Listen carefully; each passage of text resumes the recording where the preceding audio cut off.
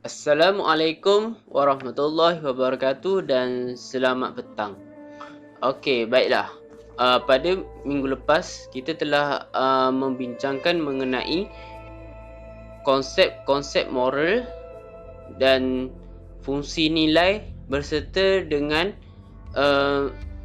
jenis-jenis nilai.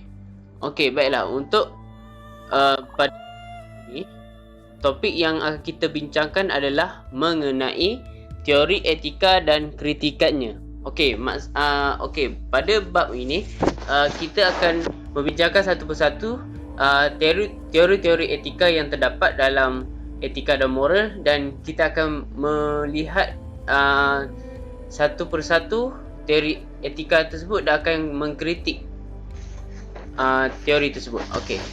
Jadi teori secara pengenalannya,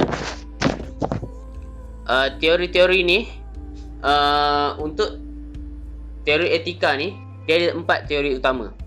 Okey, yang pertama adalah teori kemoralan sosial, yang kedua adalah teori kepribadian mulia, yang ketiga adalah teori theological, dan yang keempat adalah teori deontological. Okey. Lepas tu nanti kalau yang macam selain daripada 4 ni, dia ada pecahan-pecahan dia lagi. Okey, jadi kita akan tengok dulu satu persatu. Baiklah. Okey. Yang pertama adalah teori kemoralan sosial. Okey. Teori kemoralan sosial ni adalah merujuk kepada standard atau ukuran moral dalam sesebuah masyarakat berdasarkan pantang larang dalam masyarakat. Okey. Kemudian teori ini adalah kehidupan sosial di Malaysia berlandaskan beberapa faktor dalaman dan luaran. Jadi kehidupan manusia ni dari segi aspek sosial ni, dia ada faktor dalaman dengan luaran. Okey, kalau faktor dalaman yang mempengaruhi teori kemoralan sosial ni adalah dari segi peraturan dan undang-undang, lepas tu ada adat resam dan tradisi masyarakat. Okey, manakala bagi faktor luaran ialah yang berkaitan dengan dunia luar, maksudnya yang berkaitan dengan dunia globalisasi yang merentasi sepadan, contohnya macam pengaruh internet, budaya remaja global dan perkembangan dunia semasa.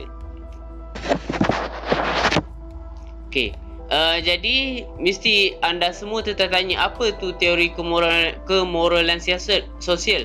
Okey, jadi kita akan tengok apa ciri-ciri yang terdapat dalam teori ini. Okey. Okey, kat sini kita boleh tengok. Okey, yang pertama, ciri-ciri yang terdapat dalam teori kemoralan sosial ni adalah peraturan moral dijadikan sebagai satu kewajipan dan dikuatkuasakan oleh pemerintah supaya wajib dipatuhi. Maksudnya mana-mana peraturan moral ni dijadikan sebagai satu kewajipan dan semua penduduk ataupun semua anggota masyarakat mesti wajib mematuhi peraturan tersebut. Okey, peraturan ini lebih mementingkan masyarakat secara umum, bukan individu sebagai matlamat etika. Jadi maksudnya untuk etika ni dia lebih mengutamakan kepentingan bersama. Maksudnya dia bukan individu tapi dia kemoralan sosial ni dia adalah kepada masyarakat. Okey. Yang ketiga, teori ini juga tidak membenarkan seseorang menilai dan mengkritik peraturan moral yang telah ditetapkan oleh masyarakat. Okey, maksudnya kat sini teori kemoralan sosial ni dia tidak contohlah kalau macam ada seseorang yang tak suka ataupun tak setuju dengan peraturan ataupun etika yang telah ditetapkan, benda tu tidak boleh dikritik. Sebab benda ni adalah dia bersifat sebagai masyarakat yang keseluruhannya. Okay. Jadi kita dah tengok apa ciri-ciri teori kemoralan sosial. Jadi kita akan tengok apa pula dia punya kelemahan bagi teori kemoralan sosial. Okey. Bila kita tengok kelemahan ni, kat sinilah kita boleh melihat apa yang kita boleh kritik mengenai teori-teori etika ni.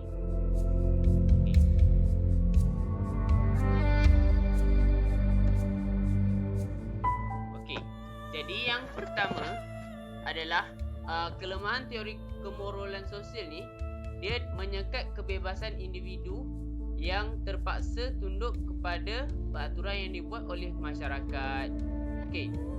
Sebab apa dia menyekat kebebasan individu? Sebab satu keputusan atau satu etika tu ataupun satu undang-undang tu dia dibuat berdasarkan kepentingan masyarakat bersama dan ia bukanlah kepentingan individu. Okay. Yang kedua, kelemahan yang kita dapati dalam teori kemoralan sosial ni adalah dia menghadapi kesukaran masyarakat baru menyesuaikan diri dengan sistem moral yang ada kerana masa dan keadaan yang telah berubah. Okey. Jadi contohnya kalau macam kalau macam zaman dulu. Okey, kalau contoh zaman dulu, kalau kita tengok Pantalarang yang masyarakat zaman dulu lepas waktu maghrib semua kena masuk dalam rumah. Okey, jadi tidak ada apa-apa aktiviti yang dibenarkan selepas pada waktu maghrib dan ke atas sampailah tengah malam. Jadi maksudnya kalau orang dulu dia maksudnya tak boleh lah nak suka hati nak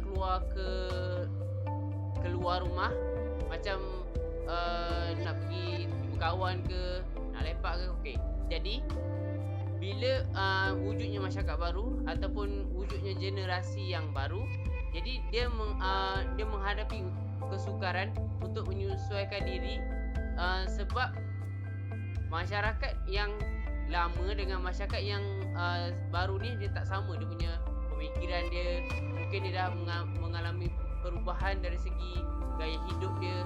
Macam orang dulu dia bekerja sampai petang, tapi sekarang ni masyarakat dah bekerja sampai 24 jam. Jadi inilah dikatakan sebagai salah satu kelemahan dalam teori ni adalah dia mewujudkan kesukaran untuk masyarakat baru ni menyesuaikan diri dengan sistem moral yang sedia ada kerana keadaan telah berubah. Okey, yang ketiga, kelemahan yang kita dapati dalam teori kemoralan sosial ni adalah dia kepada autoriti walaupun bertentangan dengan kehendak hati mereka. Maksudnya kat sini kelemahan yang kita dapati dalam teori kemoralan sosial ni dia lebih mementingkan apa yang kepentingan bersama masyarakat dapat. Maksudnya dia kalau ada individu dia tak boleh nak mengeluarkan pendapat untuk menentang suara yang telah disepakati oleh majoriti masyarakat. Dan yang terakhir, kelemahan yang kita dapati dalam teori kemoralan sosial ni adalah berlakunya perubahan zaman yang lebih mementingkan budaya lain dan adat resam ditinggalkan.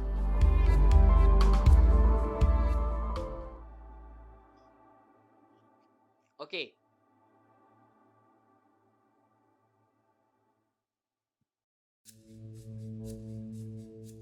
Okey. Yang kedua adalah teori kepribadian mulia. Okey, teori kepribadian mulia ni dia merujuk kepada sifat peribadi mulia yang membuat seseorang individu menjadi ejen moral dan diterima dalam masyarakat setempat dan global. Okey, untuk teori kepribadian mulia ni dia mengutamakan sifat peribadi mulia terhadap suatu kehidupan yang bermoral dan sifat dan ciri-ciri keadilan, murah hati, keberanian dan lain-lain adalah termasuk dalam kategori kepribadian mulia. Okey. Untuk yang tadi kalau kita ingat lagi, untuk teori kemoralan sosial ni, sifat-sifat peribadi ni dibentuk melalui masyarakat. Maksudnya setiap individu dalam masyarakat tu dia kena bersetuju dengan etika yang telah ditetapkan oleh masyarakat. Maksudnya sifat-sifat mulia tu dia dibentuk dalam masyarakat. Tapi kalau teori kepribadian mulia ni, nilai-nilai murni, etika, semua tu dibentuk melalui diri kita sendiri. Contohnya macam keadilan, murah hati dan lain-lain. Okey.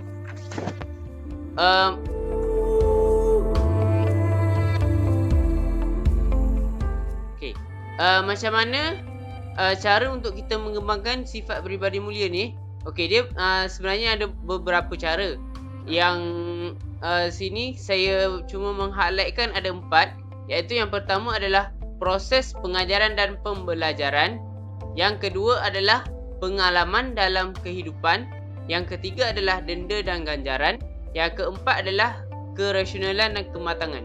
Okey, contoh kalau macam kita nak mengembangkan sifat mulia ni melalui proses pengajaran dan pembelajaran. Contohnya macam guru-guru di sekolah kita mengajar kita cara macam mana nak buat baik dengan orang. Lepas tu masa kecil dulu ibu bapa kita mengajar kita macam mana untuk buat baik dengan orang. Okey. Lepas tu kalau untuk yang denda dan ganjaran ni, macam mana kita nak mengembangkan sifat peribadi mulia?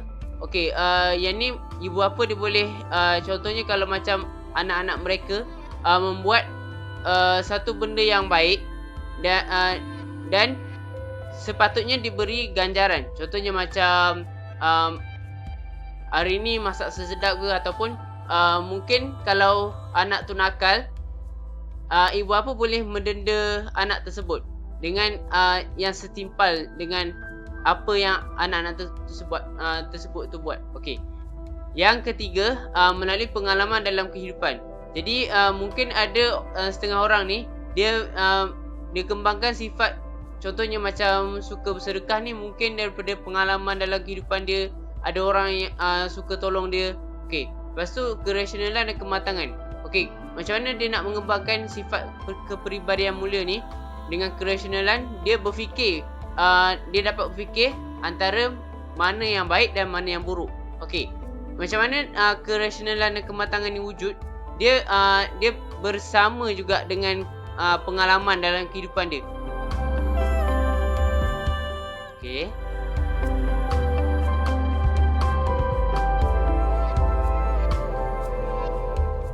Okey, yang ni semua nanti boleh baca. Ni adalah jalan tengah. Contohnya macam pelakuan perasaan. Contohnya takut, perasaan malu, perasaan marah, pendapatan perbelanjaan. Okey. Contohnya kalau takut, seorang tu dia takut. Okey, orang yang terlalu takut ni dia akan jadi gopoh-gapah. Okey, macam mana kalau kita nak mengatasi benda tu? Jalan tengah dia adalah kita kena berani mengatasi ketakutan. Dan terlalu kurang, maksudnya kat sini dia jadi pengecut atau penakut. Okey.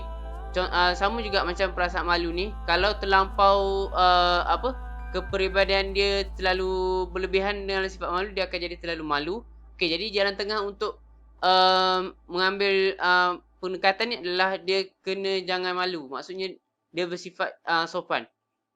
Dan okey, dan yang ni adalah muka tebal. Okey, nanti semua ni boleh baca. Okey. Okey, untuk tadi yang teori kemoralan sosial tadi, kita juga telah mengkritik bahawa terdapat beberapa poin-poin yang telah dinyatakan. Okey, macam mana pula dengan teori kepribadian mulia ni? Okey. Yang pertama, kritikan yang boleh kita dapati terhadap teori kepribadian mulia ni. Kepribadian mulia ni dia diperoleh melalui pemerhatian dan pergaulan. Contohnya kalau macam seorang tu dia bergaul, kalaulah dia bergaul dengan orang yang baik, jadi dia akan, maksudnya kepribadian mulia dia tu akan jadi baiklah macam mana orang sekeliling dia. Tapi kalau macam dia bergaul dengan orang yang mungkin nakal, jadi dia akan mengikuti juga sifat nakal tu. Okey. Jadi teori jalan tengah sukar untuk ditentukan dan dipraktikkan. Ini kerana perbuatan sederhana berbeza antara individu dengan individu yang lain. Okey, yang tadi tu kalau ikutkan yang dalam jadual tadi ada teori tengah tadi.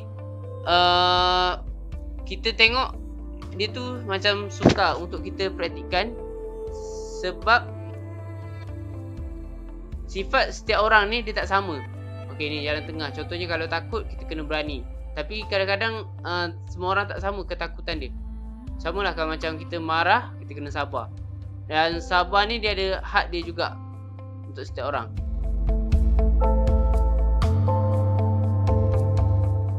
Okey. Jadi lepas tu kritikan yang kita boleh dapati terhadap teori kepribadian mulia ni, emosi manusia ni dia tak boleh dianggap sebagai satu kuantiti yang boleh diukur secara berterusan. Maksudnya kita ni tak boleh nak ukur. Contohnya kalau macam pemarah kan, kalau seorang tu nak ambil jalan tengah dengan sabar, kita tak tahu macam mana nak ukur kesabaran dia tu macam mana. Sebab setiap orang ni dia berbeza. Okey, jelas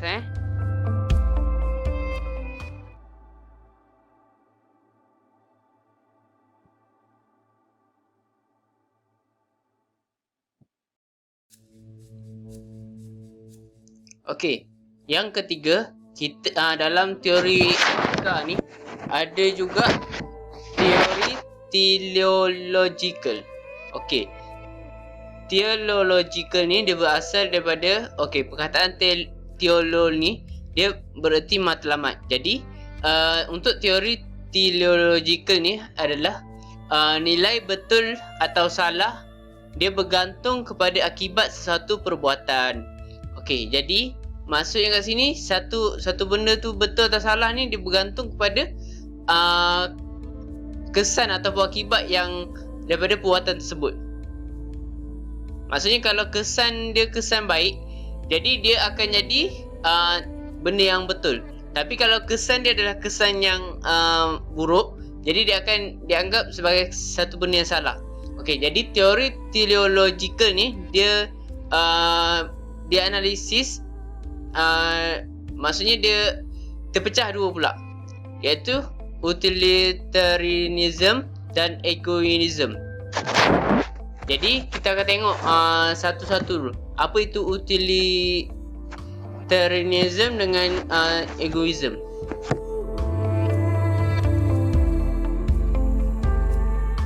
Okey. Utilitarianism ni adalah menyatakan betul atau salah sesuatu tindakan ditentukan oleh kepentingan tindakan tersebut dan kebahagiaan atau keseronokan yang dibawa kepada bilangan orang yang ramai. Okey, maksudnya seseorang itu sepatutnya melakukan tindakan yang banyak menghasilkan kebaikan atau keseronokan. Maksudnya satu benda tu dikatakan betul atau salah, maksudnya kesan pada tindakan tu dikatakan betul atau salah apabila dia mendapat kesan ataupun kebahagiaan dia kepada orang ramai. Okey, contohnya macam matlamat pengeboman Hiroshima dan Nagasaki ialah untuk menamatkan Perang Dunia Kedua. Tapi cara menggunakan senjata kimia menyebabkan ramai terkorban. Okey, kenapa dikata utilitarianism dekat sini?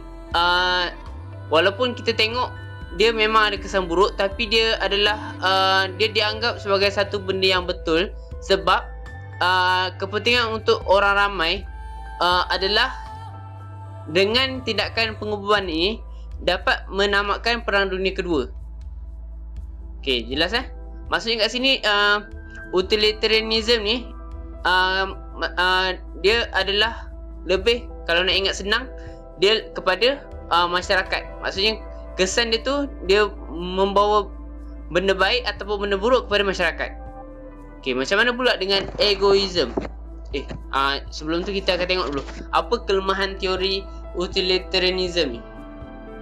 Okey, yang pertama adalah kelemahan dia adalah dia membenarkan seseorang melakukan kejahatan untuk mencapai keseronokan. Okey, sebab apa? Sebab tadi ni kan utilitarianism ni dia adalah teori baik atau buruk ni, kesan daripada tindakan tu, kita nak tahu benda tu baik atau buruk adalah kesan dia kepada masyarakat.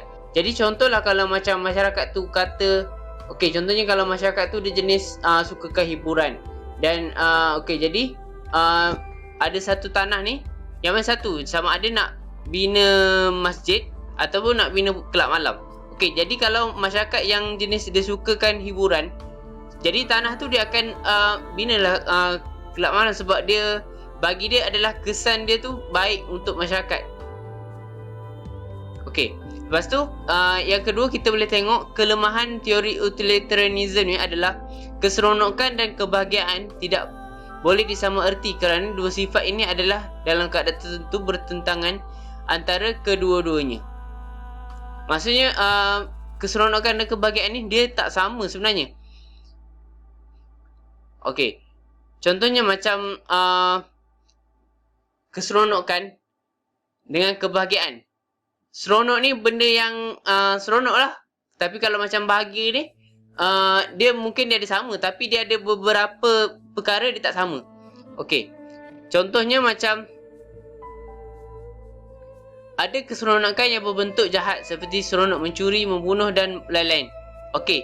Maksudnya kalau kat sini kebahagiaan ni dia lebih kepada macam mana cara untuk kita ni nak mencapai kebahagiaan. Tapi kalau keseronokan ni dia bukan untuk kita mencapai kebahagiaan, tapi dia adalah untuk kepuasan diri kita sendiri. Okey. Jelas Okey.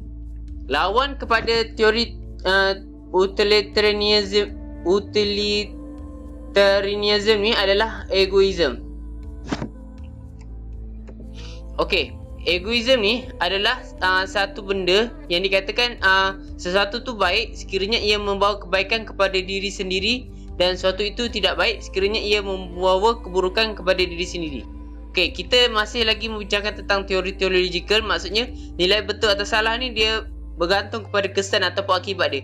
Kalau macam utilitarianism tadi, dia adalah baik atau buruk tu kesan dia memberi kepada masyarakat. Tapi kalau egoism ni, dia kesan benda tu baik atau buruk, kesan dia lebih kepada diri kita sendiri. Okey, jadi untuk dalam egoism ni, dia mengatakan bahawa peraturan tu dia mesti bersifat individualistik. Individualistik ni maksudnya dia kena bersifat maksudnya dia pentingkan diri. Dia nak nama semua. Okey, jadi sesiapa yang mematuhi peraturannya sendiri akan menjadi kuat, maju, cekap dan berkuasa. Contohnya, saya menolong kawan saya yang dalam kesusahan hanya jika saya mendapat keuntungan. Okey, maksudnya untuk egoism ni, benda tu dia buat satu benda ni, dia untuk kepentingan diri sendiri. Contohnya macam saya nak tolong kawan saya yang dalam kesusahan ni supaya nanti saya dapat keuntungan. Contohnya mungkin kawan dia tu kaya ke, dia boleh tumpang sikit kekayaan daripada kawan dia tu. Lebih kurang macam tu lah.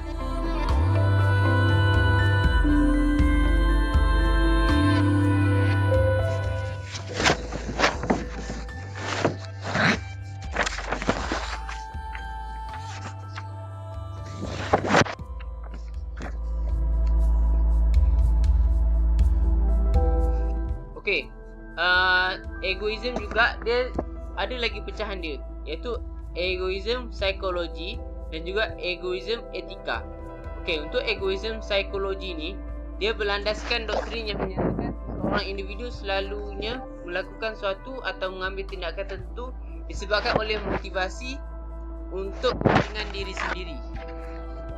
Okey, manakala untuk egoism etika ni, dia mengatakan doktrin yang melandaskan apa yang patut dilakukan seorang ejen moral berdasarkan kepentingan diri. Okey, contoh egoism psikologi ni, doktrin yang mengatakan seorang individu ni dia ambil satu benda ni untuk motivasi kepentingan diri sendiri.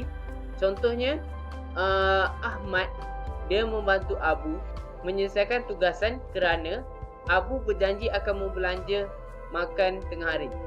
Maksudnya kat sini dia buat satu benda ni disebabkan ada kepentingan yang dia dapat.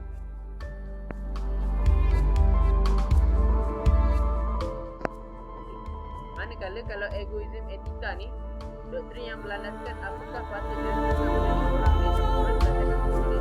Maksud kepentingan diri kat sini dia adalah contohnya macam dia ada tanggungjawab dia. Jadi dia nak tak nak dia mesti utamakan tanggungjawab dia ataupun kepentingan diri dia.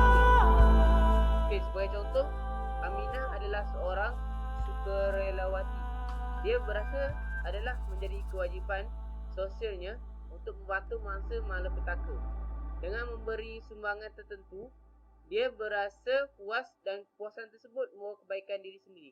Jadi dia buat satu benda ni disebabkan egoisme etika ni adalah disebabkan dia mempunyai rasa tanggungjawab dalam diri dia. Jadi dia buat keputusan untuk bertindak. Okey, jelaskan.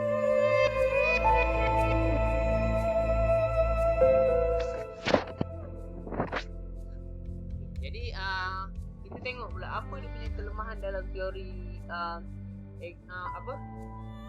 teori ni. Kelemahan dia adalah kritikan terhadap egoisme, ialah apabila seorang individu bertindak berdasarkan egoisme, kepentingan orang lain dipinggirkan. Maksudnya kat sini kelemahan teori ni dia lebih mengutamakan kepada diri sendiri. Maksudnya dia buat satu benda ni mesti ada kepentingan. Kalau dia tak ada kepentingan, jadi dia tak akan buat benda tu.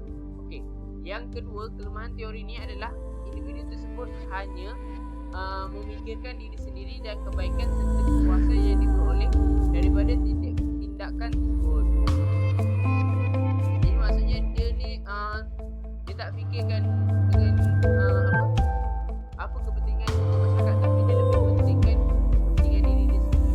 Contohnya macam dalam satu organisasi syarikat, contohlah kalau ada seorang ni syarikat tu contoh syarikat yang berjaya kan. So ada seorang pekerja ni, dia cuba untuk mengkhianati syarikat dia.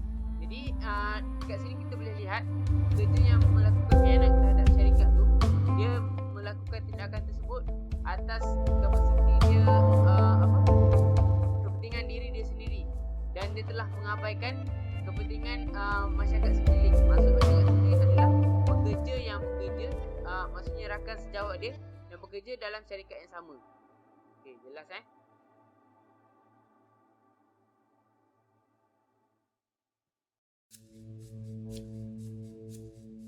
Okey. Baiklah, untuk teori keempat dalam teori etika adalah teori deontological. Okey.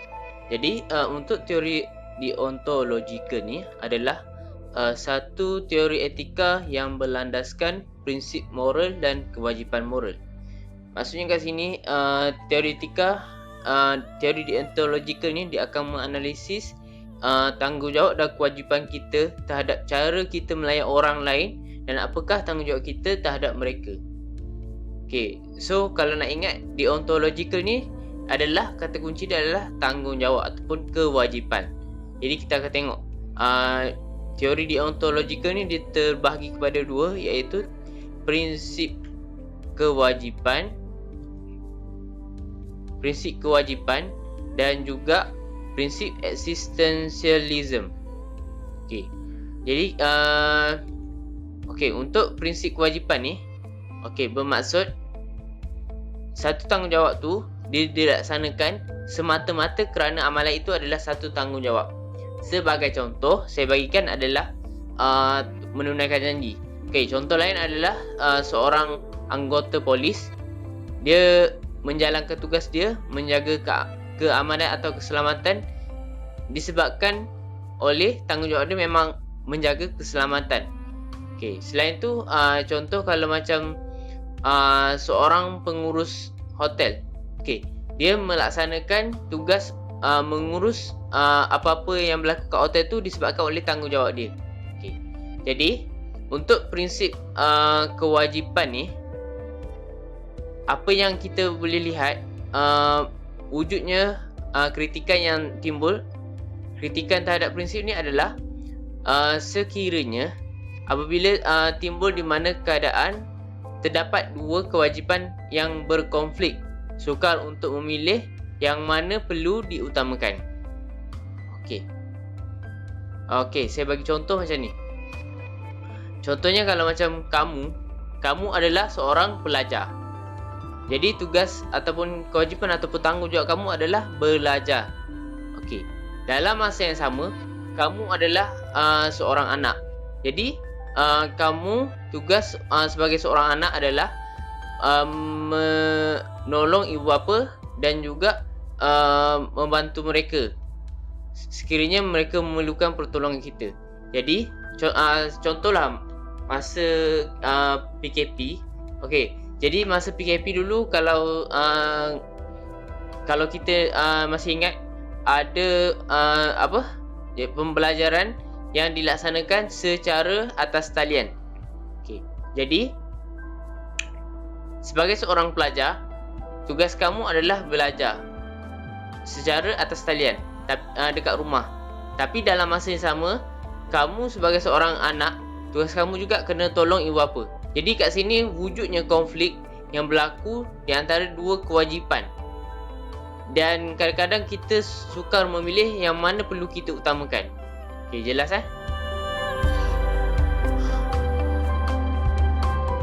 Okey, yang kedua adalah prinsip existentialism. Okey, maksud prinsip existentialism ni adalah nilai baik atau nilai buruk berasaskan kepada pilihan individu secara bebas.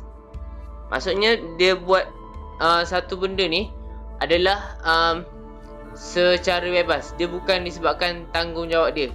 Contohnya kalau macam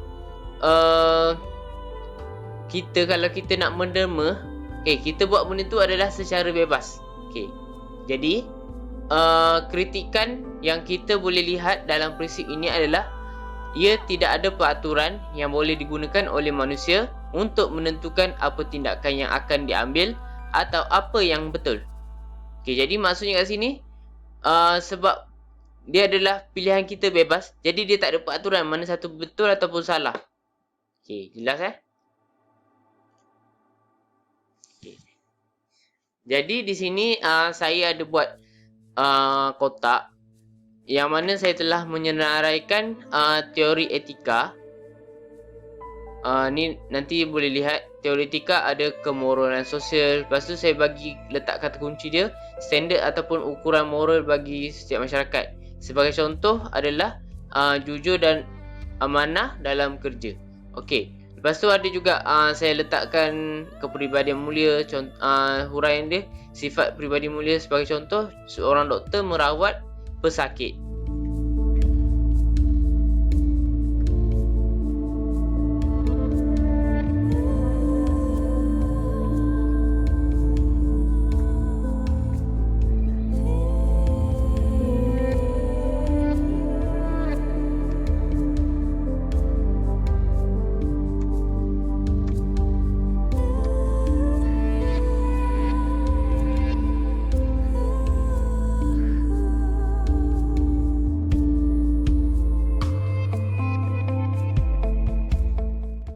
Lepas tu ada juga teori theological, iaitu yang kita tahu dia menilai benda tu betul ataupun salah berdasarkan kesan dia. Dekat pecahan dia ada utilitarianism, iaitu dia menilai benda tu betul atau salah untuk kepentingan orang ramai, ataupun egoism, iaitu betul atau salah untuk diri dia sendiri. Dan kita juga teori keempat yang ada adalah deontological, iaitu prinsip kewajipan dengan prinsip existentialism. Jadi nanti kamu boleh tengok dekat sini ada kata-kata kunci dia yang telah saya senaraikan, dan juga saya ada bagi contoh-contoh yang mungkin kamu boleh lihat, ataupun kalau mungkin ada contoh-contoh lain boleh kamu kemukakan nanti. Okey. Jadi saya rasa mungkin setakat tu saja untuk pembentangan bab 2, prinsip etika dan kritikannya. Jadi kalau sekiranya ada apa-apa persoalan ataupun mungkin tak faham, boleh bertanya saya nanti. Saya sudahi dengan sekian, terima kasih.